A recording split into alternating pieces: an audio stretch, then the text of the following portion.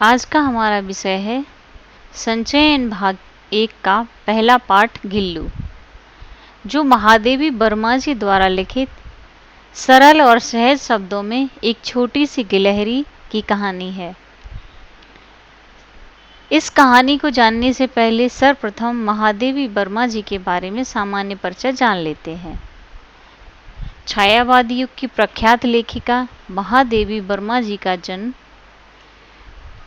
26 मार्च 1907 को हुआ। 11 सितंबर 1987 को उनकी मृत्यु हुई। हिंदी की सर्वाधिक प्रतिभावान कवित्रियों में उनका स्थान माना जाता है। वे साहित्य में छायावाद युग के प्रमुख स्तंभों जयशंकर प्रसाद, सूर्यकांत त्रिपाठी निराला और सुमित्रा नंदन पंत, ये सभी नाम से आप परिचित होंगे। किसी न किसी तरह इनकी प्रति आपने अवश्य पढ़ी होगी। महत्वपूर्ण स्तंभ मानी जाती हैं। उन्हें आधुनिक मीरा भी कहा गया है। कवि निराला ने उन्हें हिंदी के विशाल मंदिर की सरस्वती भी कहा है। उन्होंने अध्यापन से अपने कार्य जीवन की शुरुआत की और अंतिम समय तक वे प्रयाग महिला विद्यापीठ की प्रधानाचार्य बनी रहीं। उनका बाल विवाह हुआ, परंतु उन्होंने अविवाहित की भांति जीवन यापन किया। प्रतिभावान कवित्री और गद्य लेखिका महादेवी वर्मा साहित्य और संगीत में निपुण होने के साथ कुशल चित्रकार और सृजनात्मक अनुवादक भी थी। अनुवादक मतलब ट्रांसलेटर। उन्हें हिंदी साहित्य के सभी महत्वपूर्ण पुरस्कार प्राप्त करने का गौरव प्राप्त है। सभी महत्वपूर्ण, इस बात को ध्यान दें, सभी महत्वपूर्ण पुरस्कार प्राप्त करने का गौरव प्राप्त है। गद्य शताब्दी की सर्वाधिक लोकप्रिय महिला साहित्यकार के रूप में वे जीवन भर बनी रहीं। वे भारत की 50 सबसे यशस्वी महिलाओं में भी शामिल हैं। महादेवी वर्मा और सुभद्रा कुमारी चौहान के बीच बचपन से ही मित्रता थी। कहा जाता है मित्रता के शुरुआती दिनों में सुभद्रा कुमारी चौहान जब महादेवी वर्मा जी को अपने साथ ले जाती थी तो अपनी सखियों के बीच में कहती, ये देखो ये महादेवी वर्मा हैं, ये कविताएं भी लिखती हैं।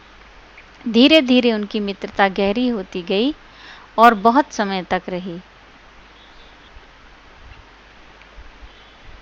अब पाठ परिचय।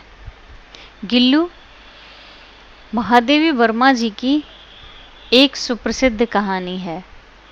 इसमें एक छोटी सी गिलहरी महादेवी जी को घायल अवस्था में मिलती है। सबके मना करने के बावजूद वे उसकी देखभाल करते हैं। वो कुछ समय तक जीवित रहती है और उसके बाद मर जाती है। जैसे कि सबको पता है गिलहरियों की आयु ज़्यादा नहीं होती। वे उसके एक एक दिन और उसके नए नए कार्यों का वर्णन बड़े ही सहज भाव में करती हैं।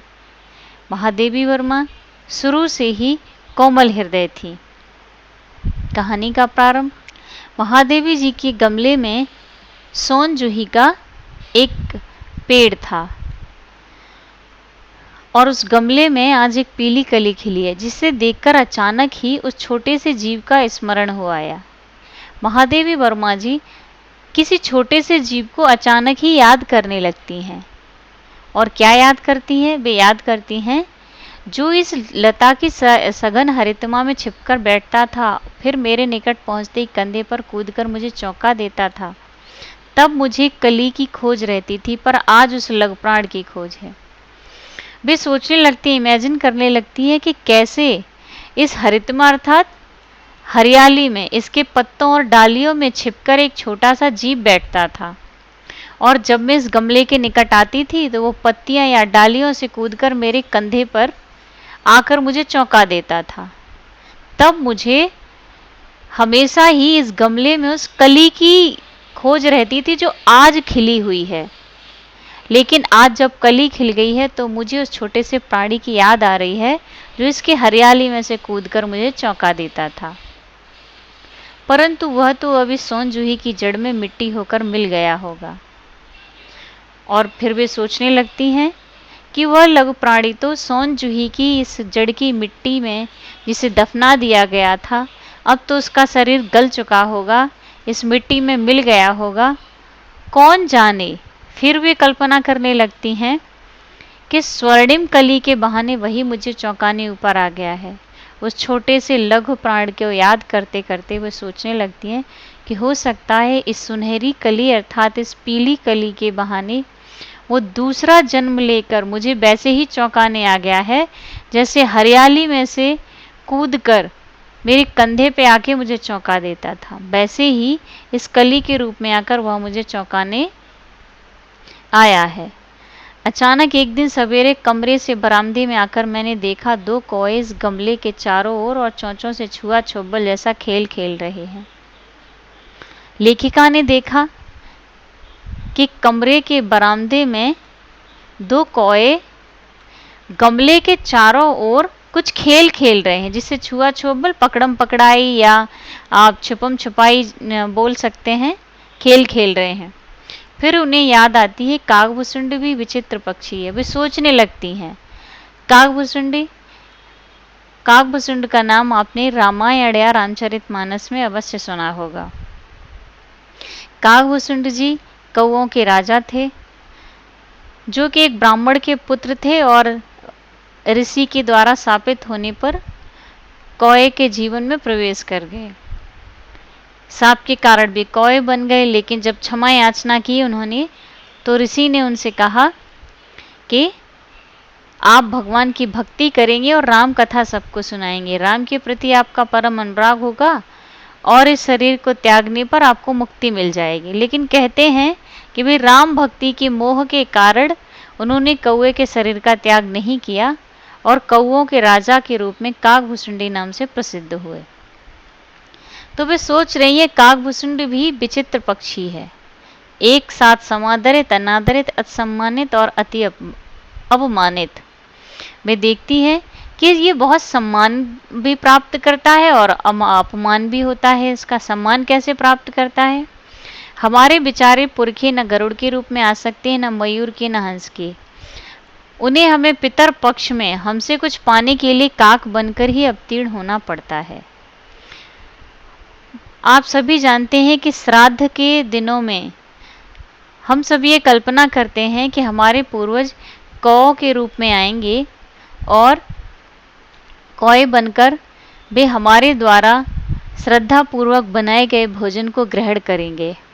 सामान्य रूप से एक बार आत्मा बन जाने के पश्चात मनुष्य योनि की किसी भी चीज को ग्रहण नहीं कर सकते, लेकिन ऐसी मान्यता है कि श्राद्ध के दिनों में पितृपक्ष कौए का रूप धारण करके आते हैं और अर्पण किए गए सामान को ग्रहण करते हैं। इतना ही नहीं, अब कौओं के बारे में बात हो रही है, ये पितृपक्ष की बात हुई। अब हो रही है कि हमारे दूरस्थ प्रियजनों को भी अपने आने का मधु संदेश इनके कर्कश स्वर में ही देना पड़ता है। ऐसी मान्यता है कि अगर छत की मुड़ेर पर बैठकर कौवा बोल रहा है सुबह के समय, तो ऐसा लगता है कि कोई घर में प्रियजन आने वाला है, तो उसको प्रियजन के आने का संदेश वाहक भी कहा जाता है। दूसरी ओर हम कौए की कर्कश आवाज़ को पसंद भी नहीं करते और उसकी आवाज़ को काँव काँव की कहकर अवमानना करते हैं। अगर हमें किसी की आवाज़ पसंद नहीं आती तो उसकी आवाज़ या उसके स्वर को हम काँव काँव कहकर कौए का अपमान भी करते हैं। मेरे काक पुराण के विवेचन में अचानक बाधा आ पड़ी, क्योंकि गमले और दीवार की संधि में छिपे एक छोटे से जीव पर मेरी दृष्टि रुक गई। निकट जाकर देखा, गिलहरी का एक छोटा बच्चा है जो संभवतः घोंसले से गिरा है और अब कौए जिसमें सुलभ आहार खोज रहे हैं। ये सारी बातें लेखिका सोच रही होती है, उसी समय अचानक एक रुकावट आ जाती है। रुकावट क्या आ जाती है? वो गमले और दीवार के बीच में जो थोड़ी सी जगह थी उसमें छिपे हुए एक छोटे से जीव को देखती है और वहां अचानक उसकी दृष्टि रुक जाती है। जो अब तक कौओं का खेल देख रही थी लेखिका, अचानक उनको एक छोटा सा जीव दिखाई देता है और वो वहीं देखने लगती है। फिर पास जाकर देखती है तो गिलहरी का एक छोटा सा बच्चा है जो घोंसले में से गिर पड़ा है। अब कौओं को लगता है कि सामने ये जो आहार, ये जो भोजन पड़ा हुआ है बड़ा आसानी से ही मिल जाएगा, खोजने की आवश्यकता नहीं है, क्योंकि कौए शाकाहारी भी होते हैं और मांसाहारी भी। काकद्वय की चोंचों के 2 घाव उस लघु प्राण के लिए बहुत थे, अतः वह निश्चेष्ट सा गमले में पड़ा था। 2 कौए अपनी चोंच से उस छोटे से प्राणी के शरीर पर घाव बना देते हैं। तो कौए की चोंचों से घाव से घायल पड़े हुए उस बेहोश पक्षी, उस बेहोश गिलहरी के बच्चे को लेखिका ले आती है, जो कि गमले से चिपका पड़ा था। सबने कहा कौए की चोंच का घाव लगने के बाद यह बच नहीं सकता, इसे ऐसे ही रहने दिया जाए। घर में सभी जब उसे घायल अवस्था में देखते हैं तो बोलते हैं कि अरे ये तो घायल है, ये बच नहीं सकता, इतना छोटा सा बच्चा है गिलहरी का, कौए के चोंचों से बहुत घायल है, लेकिन बचेगा नहीं। परंतु वे किसी की बात न सुनते हुए उसे बचाने की कोशिश करती हैं। आगे पढ़ते हैं। परंतु मन नहीं माना, उसे हौले से उठाकर अपने कमरे में लाई, फिर रुई से रक्त पोंछकर घाव पर पेंसिलिन का मरहम लगाया। वे उस घायल छोटे से जीव को अपने साथ ले आती हैं और उस पर मरहम लगाना शुरू करती हैं। मरहम का नाम इसमें दिया हुआ है पेंसिलिन। पेंसिलिन का इंजेक्शन, पेंसिलिन की दवा आती है, इंजेक्शन भी आते हैं। तो यहाँ उन्होंने घाव पर पेंसिलिन की मरहम अर्थात पेंसिलिन की दवा लगाई है। शेष पाठ अगले वीडियो में